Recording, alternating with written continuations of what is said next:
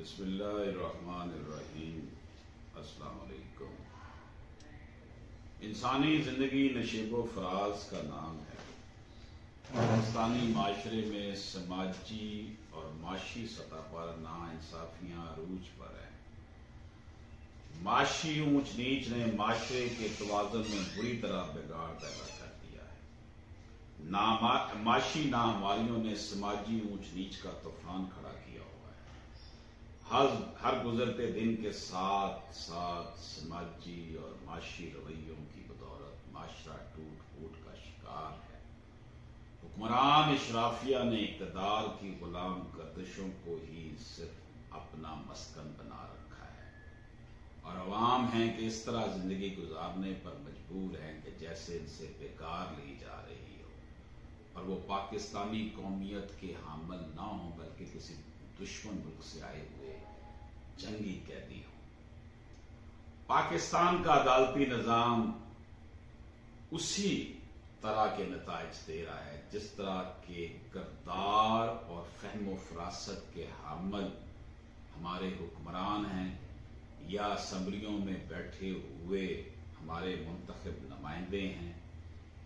یہ منتخب نمائندے وہ ہیں جو الیکٹیبلز ہیں، جن سے ہر عمل، ہر سیاسی پارٹی اور ملٹری اور سول اسٹیبلشمنٹ پیار کرتی ہے۔ اس حکمران اشرافیہ نے اپنی اپنی باریاں لگائی ہوئی ہیں اور عوام کو تختہ مشق بنا رکھا ہے۔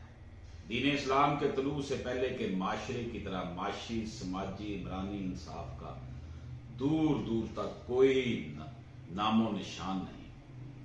جس نام نہاد مہذب دنیا میں آج کل ہم رہ رہے ہیں، اس دنیا کو سوشل میڈیا نے گلوبل ولیج بنا رکھا ہے، اور ہمارے ملک کی عدالتوں کی کارکردگی دنیا کے 130 ممالک میں سے 126 نمبر پر رہی، یعنی کہ ہم 130 میں سے 126ویں نمبر پر رہے۔ یہ قرآن کی حامل قوم اور ایک نظریاتی مملکت مدینہ ثانی ریاست کا یہ حال ہے۔ جب عدالتیں درست طور پر کام نہ کر رہی ہوں، جب معاشی اور سماجی ناانصافیاں عروج پر ہوں، جب مہنگائی کا طوفان ہو، تو اس طرح کے حالات میں دوستو حکمران خود تو بڑے بڑے محلوں میں رہ رہے ہوں اور ان کی پراپرٹیز لندن، امریکہ اور یورپ میں ہوں، اور عوام الناس کو نوچنے کے لیے یہ عدالتی نظام، یہ حکومتی ادارے دن رات خدمات انجام دے رہے ہوتے ہیں۔ غریب غریب تر اور امیر امیر تر ہوتا گیا۔ جمہوریت کے نام پر نام نہاد اسلام پسندوں اور نام نہاد لبرلز نے عوام کو نفسیاتی مریض بنا رکھ چھوڑا ہے۔ عوام کو بھیڑ بکری سمجھنے والی حکمران اشرافیہ نے پاکستان کو ایک ایسا ملک بنا چھوڑا ہے جہاں عدالتیں، حکومتی ادارے کرپشن کی اماجگاہ بنے ہوئے ہیں۔ وڈیرا شاہی سرمایہ داری نے عوام کو سانس تک لینے سے محروم کرنے کا تہیہ کیا ہوا ہے۔ ہماری جو ہے وہ ملاقات قید تھی آئی جی جیل خانہ جات محترم جناب مرزا شاہد بیگ صاحب سے، تو ہم ایک وفد کی صورت میں ان کے ساتھ ملے۔ انہوں نے بہت بھرپور طریقے سے ہمیں بریف کیا اور بتایا کہ جناب کس طریقے سے اس کو ڈیجیٹلائز کیا گیا ہے، سینٹرلائز سسٹم کیا گیا ہے، اور پنجاب کی جتنی بھی جیلیں ہیں 40، 41، 42، اس میں سے 26 جیلوں میں اب تک بالکل اسی طرح سیف سٹی کی طرح کیمرے لگے ہوئے ہیں۔ وہاں کا کنٹرول روم کا بھی ہم نے معائنہ کیا، دیکھا اس کو، وہاں سے آگاہی حاصل کی، وہاں پر کیمرے لگے ہوئے ہیں۔ یعنی کہ آپ لاہور میں بیٹھ کر ملتان کی جیل کے مختلف جو حصے ہیں اس کا براہ راست جو ہے وہ یہاں پر مانیٹر اس کا ہو رہا ہے۔ یہاں بیٹھ کر آپ منڈی بہاولدین کی جیل کو، یہاں بیٹھ کر آپ جو ہے وہ ملتان کی جیل، جیلم کی جیل، پنڈی کی جیل کو دیکھ سکتے ہیں، اور ظاہر ہے کہ امریکی آنکھ سے کانشیسنس تو پیدا ہوتی ہے۔ باقی اس کے رزلٹس کیا آئیں گے یا آ رہے ہیں، یا سیف سٹی کے जो कैमरे लगे थे उसके क्या रिजल्ट्स निकले हैं ये एक अलग बहस है। लेकिन एक बात है कि मिर्जा साहब जो हैं आईजी साहब, उन्होंने जिस अंदाज में ब्रीफ किया, मैं समझता हूँ कि ये क्योंकि ये सिविल सर्विस के नहीं हैं, ये अपने ही महकमे के हैं, भर्ती हुए थे एज असिस्टेंट सुपरिटेंडेंट जेल भर्ती होंगे, उसके बाद ये प्रमोशन करते करते यहाँ तक पहुंचे हैं, अपने महकमे की एक एक रम्स को जानते हैं, एम्प्लॉइज के मसाइल को भी जानते हैं और कैदियों के साथ होने वाली ज्यादतियों से भी आशना है। तो इस हवाले से हमारे दोस्त मोहम्मद नासिर इकबाल खान जो ह्यूमन राइट्स एक्टिविस्ट हैं, उन्होंने इस मुलाकात का अरेंज किया और हमारे दोस्त बुकला दोस्त साफी दोस्त भी इस वक्त में शामिल थे।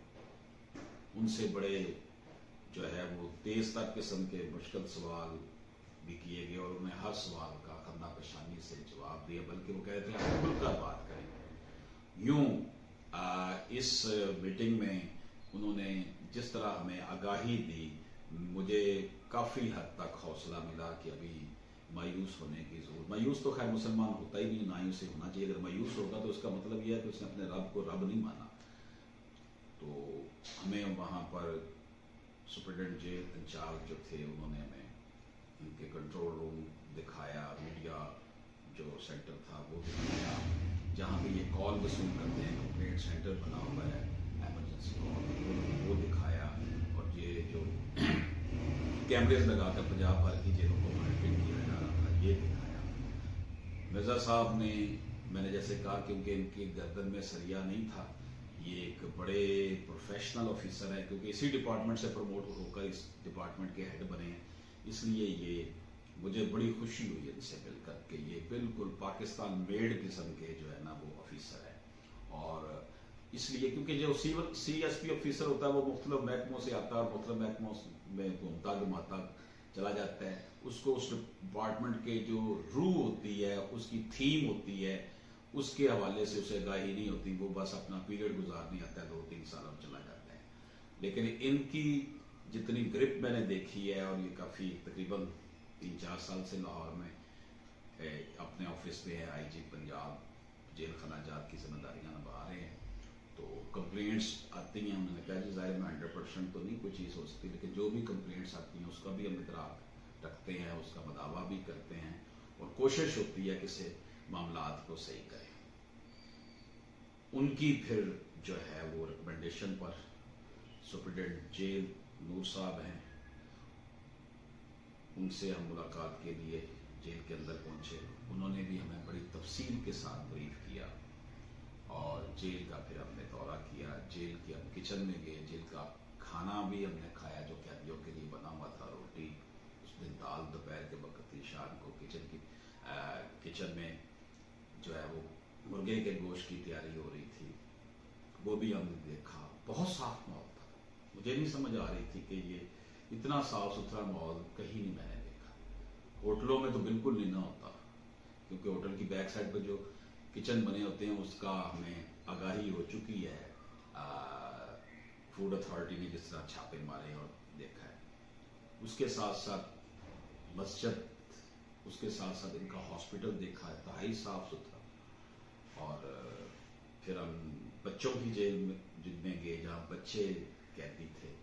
मैंने कोई 10-12 बच्चों से फर्दन गुफ्तगू की। एक बच्चे से पूछा कि तुम किस जुर्म में आए, तो उसने कहा जी मैंने 302 के जुर्म में आऊँ। कत्ल कहीं और किसी और ने किया था, मेरा नाम वैसे ही डाल दिया गया क्योंकि उन्होंने हमारी बरादरी की दूसरी बरादरी के साथ दुश्मनी है। 12 साल का बच्चा होगा। एक बच्चे से पूछा तो उसने कहा जी मैं डकैती में आया हूँ। मैंने कहा तुमने डकैती की? कहता हाँ जी मैंने की थी, लेकिन फौरन ही पकड़ा गया। एक लड़के से मैंने क्वेश्चन किया भाई तुम क्यों आए? उसने कहा जी मैं मोटरसाइकिल मेरे दोस्त के साथ मोटरसाइकिल के पीछे बैठा हुआ था, वो मोटरसाइकिल वो चला रहा था, वो चोरी का था, वो पकड़ा गया, साथ मुझे भी बैठ लिया गया। इसी तरह उन बच्चों को देखकर यकीन जानिएगा, काफी सारे बच्चे थे वहां पर, उनका बड़ा साफ सुथरा कमरे थे, वहां पर वो उनके बिस्तर लगे हुए थे और साथ उस वक्त तो खाने का टाइम था, वो खाना खा रहे थे और साथ उनका स्कूल बना हुआ है। और बड़ी मुझे खुशी हुई कि यूनिवर्सिटीज़ के जो स्टूडेंट्स हैं, इंटर्नशिप करने वाले साइकोलॉजिस्ट जो है, साइकोलॉजी के लोग वहाँ पर आकर बच्चों को पढ़ाते हैं और पढ़ा रहे थे, मैंने देखा। तो बड़ा अच्छा लगा कि यार चलो हमारे सामने जो कॉन्सेप्ट है कि जेल के अंदर बड़ा जुल्म होता है, तो वो बात ठीक है कि अमीर आदमी को प्रोटोकॉल मिलता है, लेकिन अमीर आदमी ने तो जाना होता है एहतसाब अदालतों में, वो अरबों रुपए खा के आता है, उसको उस हिसाब से ट्रीटमेंट मिलती है। ये जेलें तो आम लोगों के लिए कोई चोरी चकारी वाला या कत्ल वाले केस में आया हुआ है। तो मैं जो बात करना चाहता हूँ, सफाई भी बड़ी थी, बेहतरीन माहौल था, ह्यूमनली जो पॉसिबल था वो बहुत अच्छा था। मुखैर ज़रात ने भी वहां पर काफी एकोमोडेट किया हुआ है। वहां पर एक बात ये सामने है कि इनको मजलूम समझना शुरू हो जाता है। पहले जब वो जुर्म करता कहते इसे पकड़ो, जब इसे पकड़कर हम जेल में डालते हैं तो कहते हैं वो कि ये कैदी बेचारा मजलूम है, इसको रिहा कराओ। मुखैर ज़रात आकर उनके पैसे देकर उनकी जो होती हैं जुर्माने उनको रिहा करवाते हैं। सारी बातें ठीक थी जो कल डिस्कशन में हुई, लेकिन मैं यहाँ पर आपको बात बताना चाहता हूँ कि मैंने जितने भी कैदियों को देखा मिला, क्योंकि ये एहतसाब नैब वालों की तो जेल के लोग यहाँ पर नहीं थे जिनसे हम मुलाकात हमारी एक्सेस थी।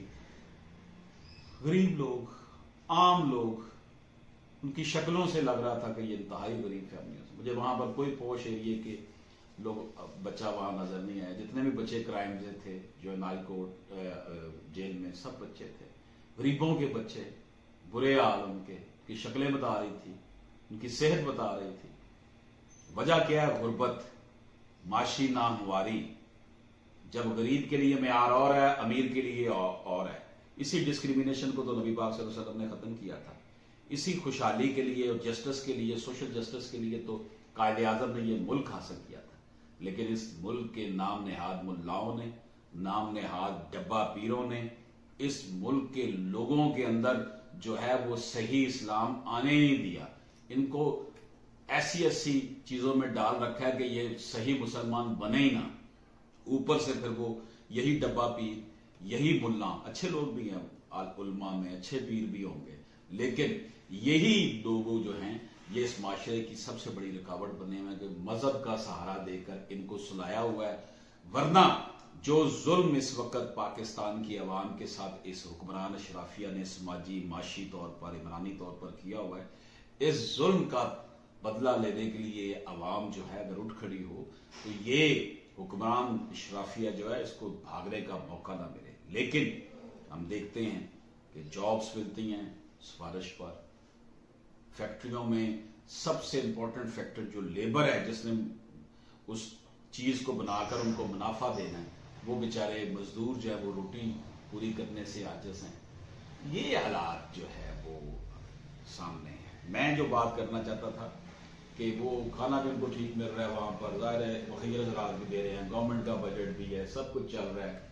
जिस तरह हमारे प्रॉपर्टी के बड़े टॉन रियाज साहब जो हैं वो बड़े दस्तरखान चला रहे हैं, बड़े हॉस्पिटल चला रहे हैं, बड़े वेलफेयर का काम कर रहे हैं। जहाँ वो अरबों खरबों पे कमा रहे हैं वहां उसका 5% अगर चैरिटी में दे देते हैं तो ये तो इस तरह के बिजनेसमैन, सरमायादार, सियासतदान जो है वो अपने आप को अपना फेस सेविंग के लिए ये करते ही हैं, और ये हमारे सामने है सारा कुछ। इसलिए इस सारी कल की जो 4.5 घंटे का हमारा विजिट था जेल का, अपना आईजी जेल खाना जहाज से मुलाकात, जेल में जनाब जेलर साहब से मुलाकात, और वहां पर फिर हमने अपनी खिदमात कानूनी हवाले से और लेक्चर्स के हवाले से कि आपके एम्प्लॉइज को भी और यहाँ जो कैदी हैं उनके लिए लेक्चर्स के लिए भी हमने कुछ सिलसिला शुरू करने की बात की। मतलब ये है कि ये जेलों तक पहुंचे क्यों है, उसका जिम्मेदार ये हुक्मरान तबका है जो माशी नामवारियां जो है इनके लिए पैदा की गई हैं, जिसकी वजह से मसाइल बढ़ते चले जा रहे हैं, कम नहीं हो रहे। समाज दुश्मन अनासर भी फिर ऐसे लोगों से फायदा उठाते हैं जिनके पास नौकरी नहीं है, पैसे नहीं है। इधर वो देखते हैं कि लोगों के पास बड़ी बड़ी गाड़ियां, बड़े बड़े जनाब घर बनाए हुए हैं, DHA बने हुए हैं, बैरियर टाउन बने हैं, बड़ी सोसाइटियों में लोग रह रहे हैं। दूसरी तरफ एक कमरे के घर में जनाब ना 15-15 जो है अफराद जिंदगी गुजारने पे मजबूर हैं, और उनके पास फिर एक टाइम का खाना होता है, एक टाइम का नहीं होता। तो फिर वो क्या होगा?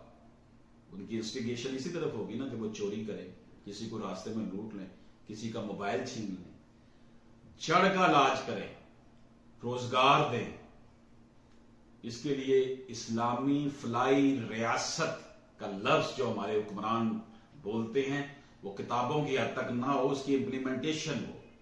اس کے لیے میں یہ سمجھتا ہوں کہ ہمیں ہر شخص کو اپنے اندر ایک جذبہ پیدا کرنا ہوگا اور اپنے طور پر کام کرنا ہوگا، ان حکمرانوں سے، ان ملاؤں سے، ان ڈبہ پیروں سے، ان نام نہاد سیاستدانوں سے، اور یہ جو حکمران اشرافیہ کے جتنے بھی ایلیمنٹس ہیں ان سب سے کوئی امید نہیں ہے۔